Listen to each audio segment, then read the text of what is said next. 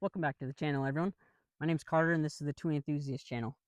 Today, I wanted to give you a little walkthrough on my Colt 733 clone that I've got built. It in no way is a clone correct build. There's some ideas that I took from, clone correct builds and kind of put on here. It's not, accurate by any means, but it is some of the things that I've really enjoyed from, movies that I've seen that depict the Colt 733 or people I've talked to about that era of firearms, that sort of stuff. So let's go over it. Let's walk you through it. So starting from the top, I do have a suppressor on the end of here. Um, Generally, that's primarily how I run my guns every single time I'm out with my buddies. I have the Otter Creek Labs Polonium. It is a little warm because I just got done shooting it. And then I am running it on the Yankee Hill Phantom adapter. So what I end of the gun is a 3-prong muzzle brake, which does a really good job. I really like Yankee Hill's products. I've never had a problem with them. I've had them for a few years, and they all seem to work well. The Polonium, I think I've talked about Poloniums before. I own both the full size 5.56 and the 30 cal, and they work phenomenal. They sound great. They do a great job of mitigating recoil, mitigating flash. They're just an overall awesome bang for your buck. Not super expensive. They work. So yeah, going down, the upper itself is a B King's complete upper. So I, for a long time, have wanted to build a kind of a clone Colt 733. Long time. I grew up. My father always, had me watching the classic movies that he would watch, which included all the different army movies, Heat, different things like that.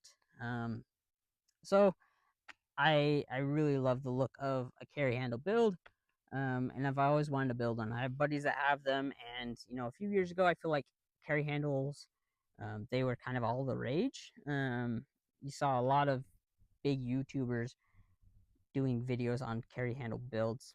So this upper from B King's Firearms is an 11.5, 5.56, 1 in 7 twist upper. So nothing too fancy. It didn't seem to have any problems cycling ammo. I am only running 55 grain right now, which I know is probably not the greatest to run.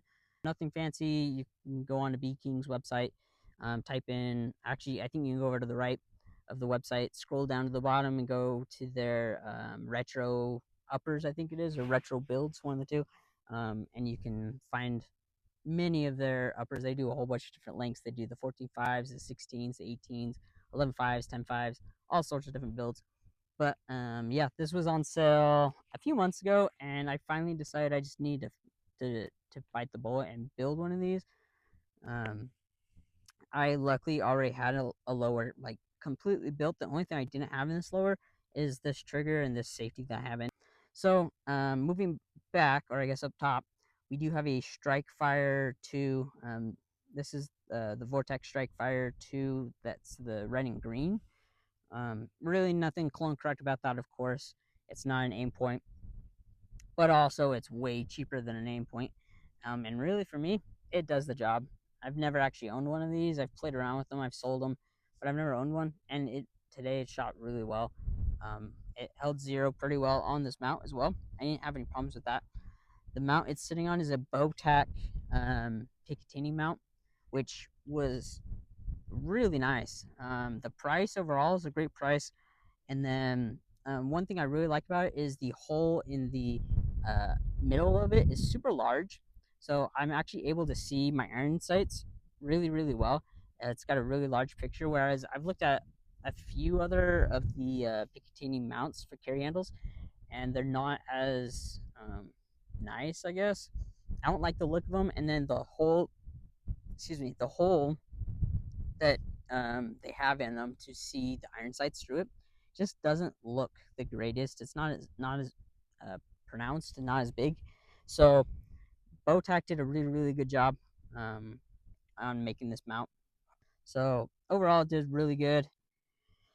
And then, like I mentioned, the lower was completely built previously before even doing this upper, so I didn't really have it built in mind of having this like a Colt 733 build.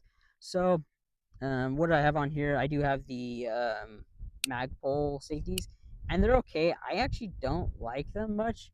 Um, I have the middle size on my left and the shorter size on my right. I am right-handed, and I just feel like the design. I feel like the medium one is still a little too long. I have shorter hands, so that could be it too. But I felt like um, the middle size was just a little too long. I would have liked it a little shorter. I'm used to running Radians, and I like the Radians. I like how they feel. I like the size of them. Now the trigger itself, I'm just running a LaRue trigger in here. I've actually never ran LaRue's. I have Geisley's in 2 out of the 4 of my ARs. So I'm used to running Geisley's. I'm used to having a pretty light trigger. And I'm also used to running like single stage triggers. I like single stage quite a bit. So it was kind of a little different running a 2 stage just because I'm so used to running a single stage now. All my ARs have single stage except for this one. And then going back, like I said, this lower wasn't really planned for a Colt 733 build, a clone, or an 11.5 either. So it does have just a regular mil spec buffer. I have not swapped that out yet.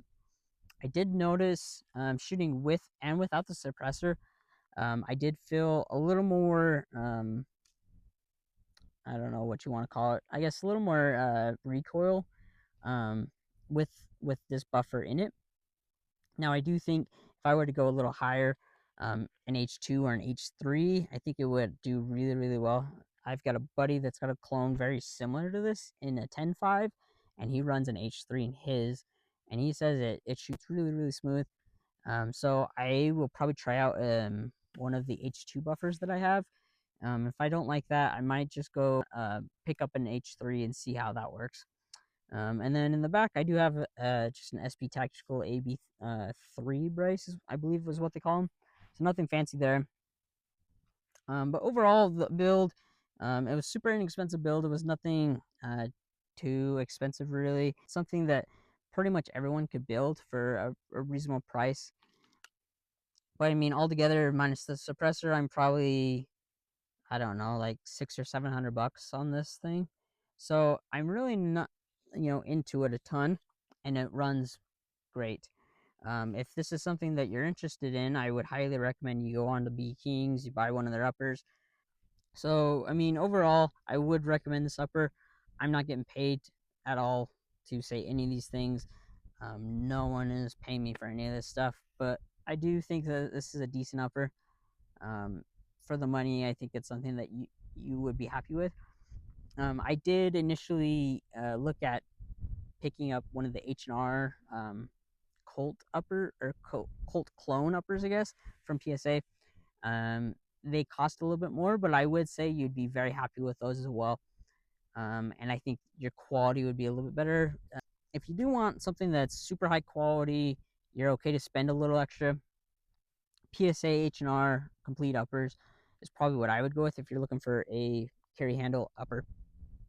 Um, but overall, I would highly recommend this rifle to anyone that is looking to build something that is, a nice little clone. I was always and still am a huge fan of the movies like Heat and Blood Diamond and those sorts of movies that came out in that era. Um, my father raised me on movies like that, and them playing video games, things like that.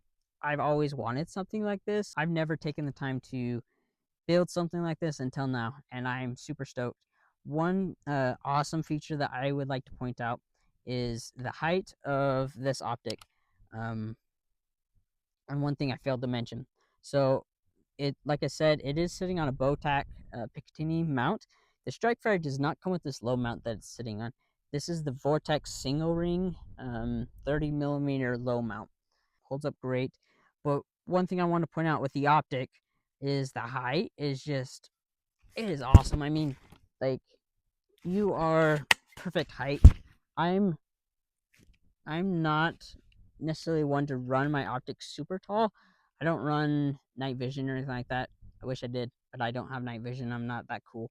So I'm not used to running optics super high, but this height is like perfect. My chin meets right up with the brace, the top of the brace, and it's like perfect. I have thought of maybe putting a little riser just to give a little more contact, I guess.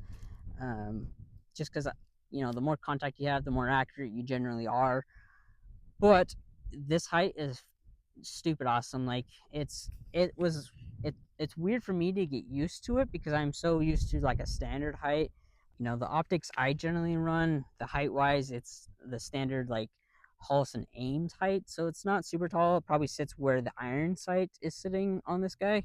So I'm not super used to having an extra half an inch to a quarter of an inch height of an optic, but I really like it. I think it's pretty sick. So it's probably gonna be something for you to get used to if you're not used to running an optic this high. But I think they're freaking sick. That is my Colt clone 733, nowhere near correct build. Got a pretty sick paint job on here. I did just barely paint this, so it's kind of wearing on a little bit. I'm out here in dirt, basically, just kind of getting the paint to kind of wear a little bit, make it look really nice. So if you have any questions, please leave a comment down below, leave a like, um, give me a share. Let me know what you think. Let me know if you like this kind of video. If you're interested in these type of builds, if you're interested in like build videos, or if you're interested more in just like new stuff, I guess. um, Thank you for watching. Stay tuned for more.